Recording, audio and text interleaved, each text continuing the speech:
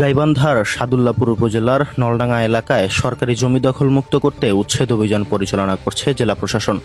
জেলা ম্যাজিস্ট্রেটের নেতৃত্বে পরিচালিত এই অভিযানে অংশ নিয়েছে প্রশাসনের বিভিন্ন কর্মকর্তা, আইনশৃঙ্খলা বাহিনীর সদস্য এবং ভূমি অফিসের সংশ্লিষ্ট প্রতিনিধিরা।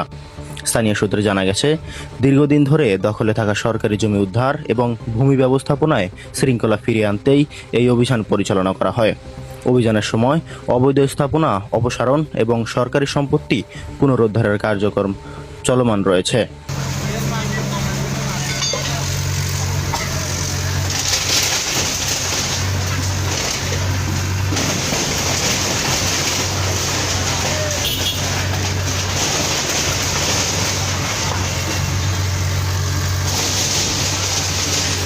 এদিকে উচ্ছেদ অভিযানকে কেন্দ্র করে এলাকায় সাধারণ মানুষের মধ্যে ব্যাপক আলোচনা সৃষ্টি হয়েছে।